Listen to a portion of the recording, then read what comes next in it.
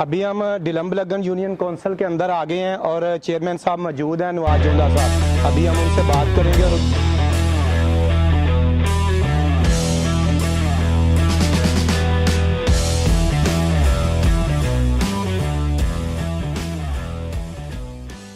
Main जो है ना एरिया है, इस इलाके का बहुत बड़ा मोहल्ला है और इसका जो सबसे बड़ा मसला है ना, यहाँ पे ये आप रास्ता देख रहे हैं और ये साथ में मस्जिद है और यहाँ पे इस तरफ से भी, पीछे वाली तरफ से भी बहुत से नमाजी जो है ना वो यहाँ पे आते हैं और इस तरफ से भी ये सारे लोग जो यहाँ पे मस्जिद में आते हैं। और आप ये देख सकते हैं कि अभी जो हालिया बारिशें हुई हैं 6-7 दिन पहले, उनमें यहाँ पे क्या हाल होगा इन लोगों के बेचारों के यहाँ से गुजरने का और मस्जिद में नमाज पढ़ने का क्या हाल होगा। ये भी इस जो हमारे डिस्ट्रिक्ट और तहसील लेवल के जो अफसरान बाला है, मेरी उनसे ये हम्बल रिक्वेस्ट है कि वो खुदारा इस इलाके को देखें, डिलम्ब लगन को, और बहुत से वोट लोगों ने यहाँ से दिए हुए हैं, इस इलाके को देखें और यहाँ पे जो लोग हैं उनकी मुश्किलात को देखें। रास्ते हैं, ये मस्जिद है, ये नमाजियों के आने जाने की जगह है, 5 टाइम वो यहाँ पे आते हैं। तो हमारी ये गुजारिश है कि जो है ना इस रास्ते के लिए हुकूमत कुछ ना कुछ करे। मैं नासिर अयाज CNB की तरफ से आज हम ज़िला सियालकोट की तहसील समड़ियाल के एक गांव डिलम्ब लगन में, जो कि बहुत बड़ा गांव है, कमोबेश इसकी आबादी जो है ना वो 10-12 हज़ार के करीब है। और अनफॉर्चुनेटली के बड़े नुकसान की बात है कि इस गांव में ये हाल है, ये 8-10 दिन से यहाँ पे ये हाल है जो आप देखें। ये हम अपने अफसरान बाला को ये दिखाना चाहते हैं और अपने हुकूमती अदारों को ये दिखाना चाहते हैं कि इतना बड़ा गांव है, यूनियन काउंसिल है यहाँ पे, और कितने ज़्यादा गांव का जो है ना सारा सिस्टम इसी गांव में है। और इतने बड़े गांव में कि ये इतनी बड़ा मसला है कि यहाँ पे ये सारा पानी से बुरा हाल है। इधर स्कूल से जो बच्चे हैं वो भी इधर से नहीं जा सकते और ये सामने फिल्टर प्लांट लगा हुआ है, इसमें लोग पानी भी नहीं भर सकते। अभी आज हम इस गांव का विजिट करेंगे और हम दिखाएंगे कि इस मुल्क में और इस इस्लामी रियासत में क्या हाल है। यहाँ से गुजरना भी जो है ना वो मुहाल था। ये 5-6 दिन से, तकरीबन 1 हफ्ते से यहाँ पे बहुत ज़्यादा पानी था। जाज साहब, डॉक्टर जाज साहब, आप क्या कहना चाहेंगे ये गांव की सफाई के सिलसिले में?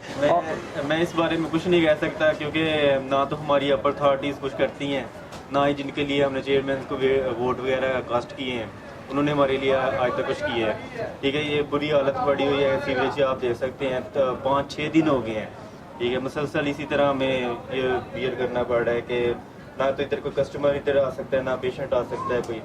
ठीक है, ये अब्बास भाई क्या कहते हैं आप? जी भाजी, ये बड़ा बहुत गंदा मसला होया इत्थे ते तुहाडी मेहरबानी है जिस तरह भी आवे दा कोई हल कराया जावे।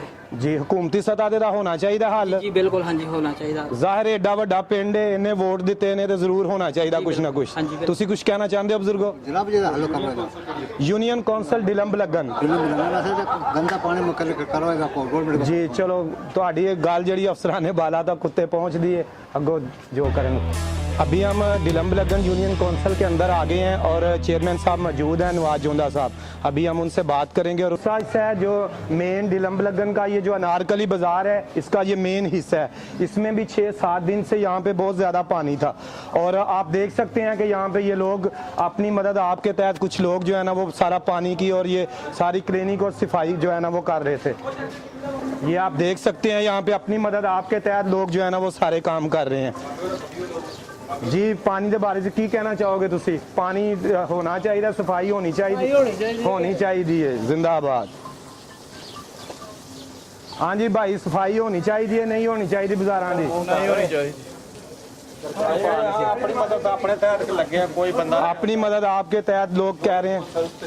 यूनियन काउंसिल कोई नुमाइंदा नहीं आंदा, ना तहसील का नुमाइंदा आंदा, इत्थे सिर्फ वोट लैण वास्ते आंदे ने। वोट लैके तो अपने घर जाके बह जाते हैं। चेयरमैन साहब ने कितनी बार रिक्वेस्ट की। जी लंबरदार साहब, तुसी की कहते हो? सफाई होनी चाहिए, अच्छे काम होने चाहिए ने, सफाई निस्बी मान है होनी चाहिए। ये जो जगह डिलम्ब लगन की, ये जगह एक पार्क के लिए मुख्तस की गई थी ये सारी, और इस जगह पे आप देख सकते हैं कि आज क्या हाल है और कोई इसकी सफाई सुथराई का कोई, यहाँ पे ये जो पानी का सिस्टम है इसके निकास का भी कोई सिस्टम नहीं है। इसलिए हमारी ये हुकूमती अदारों से और अफसरान बाला से ये गुजारिश है कि खुदारा इस गांव के साथ मेहरबानी करें, इतने बड़े गांव के साथ ये जो है ना मेहरबानी करें और ये सफाई सुथराई का और यहाँ पे कुछ ना कुछ ज़रूर करें। अभी हम डिलम्ब लगन यूनियन काउंसिल के अंदर आ गए हैं और चेयरमैन साहब मौजूद हैं, नवाज जोंदा साहब। अभी हम उनसे बात करेंगे और उनके व्यूज़ लेते हैं कि वो क्या कहते हैं।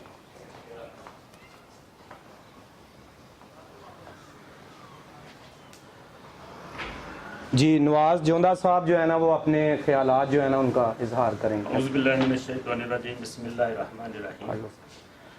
ਜਿਹੜੇ ਕੰਮ ਦੇ ਹਵਾਲੇ ਨਾਲ ਤੁਸੀਂ ਮਾਮਲਾ ਦੀ ਡਿਵੈਲਪਮੈਂਟ ਯੂਸੀ ਬਲੱਗਣ ਤੇ ਲੰਬ ਲੱਗਣ 119 ਦੇ ਹਵਾਲੇ ਨਾਲ ਗੱਲ ਕਰਨਾ ਚਾਹ ਰਹੇ ਹੋ ਕਿ ਜਦੋਂ ਅਸੀਂ ਆਪਣਾ ਹਲਫ ਉਠਾਇਆ ਸੀ ਉਸ ਤੋਂ ਪਹਿਲਾਂ ਤਾਂ ਮੈਂ ਨਹੀਂ ਜਾਣਦਾ ਕਿ ਜਿਹੜਾ ਛੱਪੜ ਦਾ ਮਾਮਲਾ ਬਣਿਆ ਹੋਵੇ ਕਿ ਇਹ ਅਕਮਲ ਚੀਮਾ ਸਾਹਿਬ ਦੀ ਇਹ ਫੱਟੀ ਲੱਗੀ ਹੈ ਕਾਫ ਲੀਗ ਦੇ ਦੌਰ ਦੇ ਵਿੱਚ, ਮੁਸ਼ਰਫ ਦੌਰ ਦੇ ਵਿੱਚ।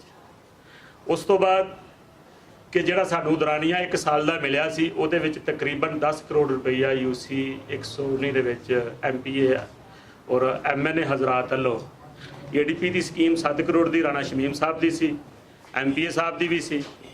ਲੇਕਿਨ ਕੁਛ ਥੋੜਾ ਜਿਹਾ ਹੀ ਆਪਣਾ ਜਦੋਂ ਫੰਡ ਲੱਗਿਆ ਉਸ ਤੋਂ ਬਾਅਦ ਨਿਗਰਾਨ ਸੈਟਅਪ ਆ ਗਿਆ। ਨਿਗਰਾਨ ਸੈਟਅਪ ਤੋਂ ਬਾਅਦ ਪੀਟੀਆਈ ਦੀ ਹਕੂਮਤ ਆਈ ਹੈ। ਸਾਡੀ ਉਹ ਏਡੀਪੀ ਦੀ ਸਕੀਮ ਹਾਲਾਂਕਿ ਜਿਹੜਾ ਸੁਣਿਆ ਸੀ ਕਿ ਮੁਸਲਸਲ ਦੌਰਾਨੀਆ ਇਲੈਕਸ਼ਨ ਦੇ ਦੌਰਾਨ ਰੁਕ ਜਾਏਗੀ, ਦੁਬਾਰਾ ਉਹ ਬਹਾਲ ਹੋ ਜਾਏਗੀ, ਲੇਕਿਨ ਅਸੀਂ ਇੰਤਜ਼ਾਰ ਹੀ ਕਰਦੇ ਰਹੇ ਹਾਂ। ਲੇਕਿਨ ਕਿਸੇ ਕਿਸਮ ਦਾ ਕੋਈ ਫੰਡ ਨਹੀਂ ਆਇਆ। ਡਿਸਟ੍ਰਿਕਟ ਕੌਂਸਲ ਵੱਲੋਂ ਕੋਈ ਫੰਡ ਆਏ ਨੇ, ਉਹ ਅਸਾਂ ਮੁxtਲਿਫ ਜਗ੍ਹਾ ਦੇ ਉੱਤੇ ਮੁxtਲਿਫ ਪਿੰਡ ਦੇ ਵਿੱਚ ਸੜਕ ਮਿਲੀ ਸੀ ਸਾਨੂੰ 2 ਕਿਲੋਮੀਟਰ ਦੀ, ਉਹ ਵਰਸਾਲ ਕੇ ਤੋਂ ਬੈਦਰ ਚੂੜਚੱਕ ਰੋਡ ਦੀ ਆਪਣਾ ਤਮੀਰ ਹੋਈ। ਇਸ ਤਰ੍ਹਾਂ ਗਲੀਆਂ ਫੰਡਦੇ ਨੇ। ਬੇਸ਼ੁਮਾਰ ਮਾਮਲਾਤ ਨੇ ਕਿ ਜਿਹੜਾ ਯੂਸੀ 119 ਦਾ 10 ਕਰੋੜ ਰੁਪਈਆ ਅਜੇ ਤੱਕ ਰੁਕਿਆ ਹੋਵੇ ਔਰ ਉਹਦਾ ਮੈਂ ਨਹੀਂ ਕਹਿ ਸਕਦਾ ਕਿ ਹਕੂਮਤ ਜਾਣਦੀ ਹੈ ਜਾਂ ਦੂਸਰੇ ਮਾਮਲਾ ਜਾਣਦੇ ਨੇ, ਬਿਹਤਰ ਜਾਣਦੇ ਨੇ ਉਹ ਕਿਉਂ ਰੋਕਿਆ ਗਿਆ, ਕਿਉਂ ਡਿਵੈਲਪਮੈਂਟ ਸਾਡੀ ਰੋਕੀ ਗਈ।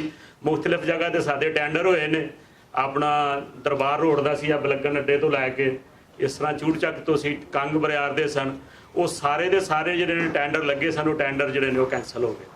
ਔਰ ਕੋਈ ਗੱਲ ਪੁੱਛਣਾ ਚਾਹ ਰਹੇ ਹੋ ਤੁਸੀਂ ਜੀ? ਸਰ ਤੁਸੀਂ ਹਕੂਮਤ ਨੂੰ ਕੀ ਸੁਜੈਸ਼ਨ ਦਿੰਦੇ ਹੋ ਕਿ ਤਾਂ ਕਿ ਤੱਕ ਕੰਮ ਜਿਹੜਾ ਜ਼ਿਆਦਾ ਅਸੀਂ ਤੇ ਹਕੂਮਤ ਨੂੰ ਇਹੀ ਦੇਣੇ ਆ, ਠੀਕ ਹੈ ਅਸੀਂ ਆਪੋਜੀਸ਼ਨ ਦੇ ਵਿੱਚ ਆ, ਲੇਕਿਨ ਹਕੂਮਤ ਜਦੋਂ ਬਿਹਤਰ ਕੰਮ ਕਰੇਗੀ, ਬਿਹਤਰ ਲੋਕਾਂ ਦੀ ਆਪਣਾ ਉਹਨਾਂ ਦੀ ਰਾਏ ਉਹਨਾਂ ਨਾਲ ਮਤਵੱਜੋ ਹੋਗੀ, ਜਿਹੜਾ ਬਿਹਤਰ ਇੱਥੇ ਕੰਮ ਕਰੇਗਾ ਇਸ ਮੁਲਕ ਔਰ ਕੌਮ ਵਾਸਤੇ ਜਿਹੜਾ ਬਿਹਤਰ ਹੋਏਗਾ ਆਵਾਮ ਫੈਸਲਾ ਕਰੇਗੀ ਕਿ ਉਹਦੇ ਹੱਕ ਦੇ ਵਿੱਚ ਚੱਲਣਾ ਹੈ, ਦੂਸਰੇ ਹੱਕ ਚੱਲਣਾ ਹੈ।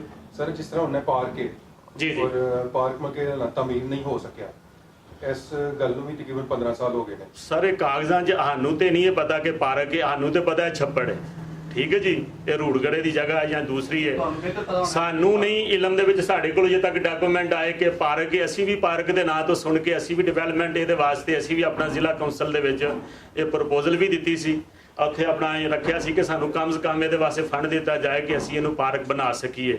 ਲੇਕਿਨ ਅਜੇ ਤੱਕ ਸਾਡੇ ਕੋਲ ਕਲੀਅਰ ਕੋਈ ਚੀਜ਼ ਵਜੂਦ ਦੇ ਵਿੱਚ ਨਹੀਂ, ਸੁਣਨੇ ਵਿੱਚ ਆ ਰਹੀ ਹੈ, ਅਸੀਂ ਵੀ ਸੁਣ ਰਹੇ ਹਾਂ, ਤੁਸੀਂ ਵੀ ਸੁਣ ਰਹੇ ਹੋ।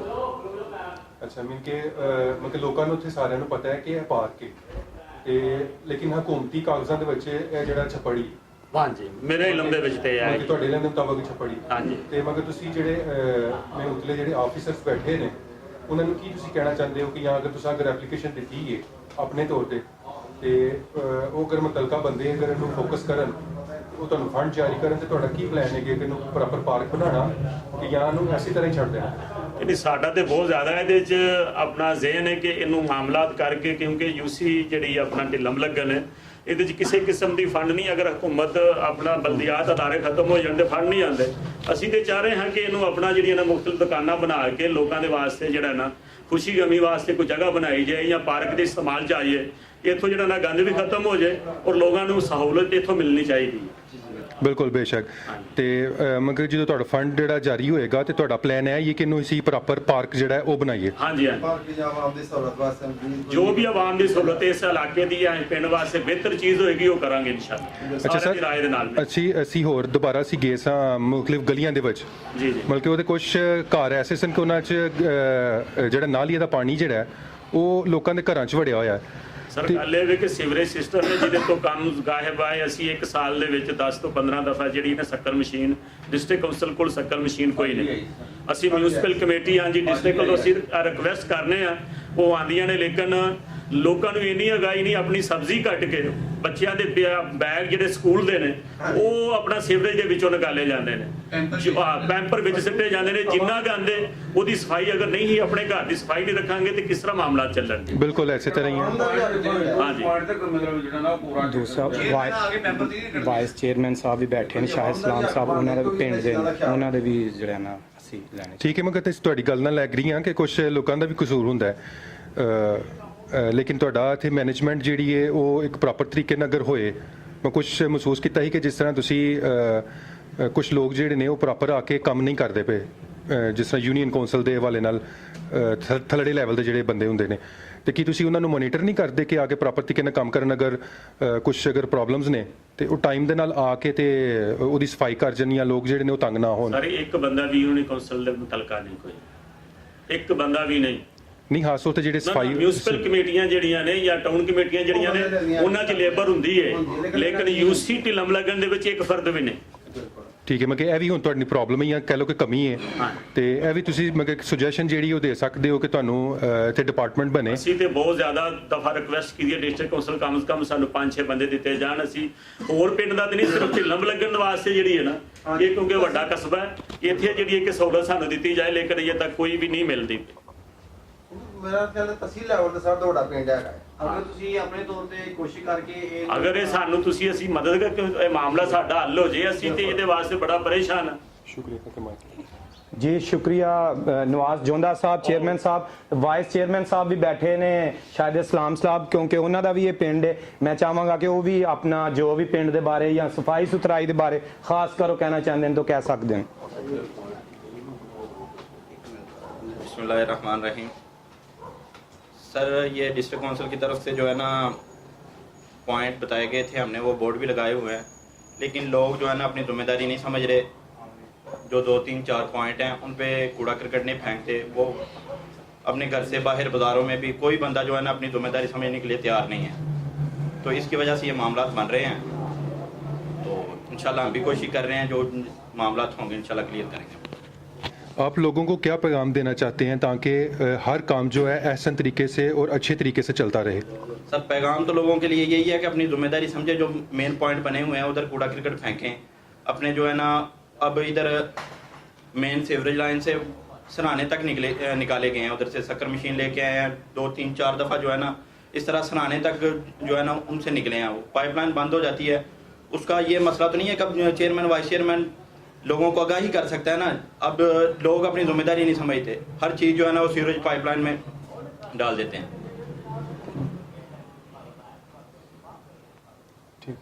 जी थैंक यू।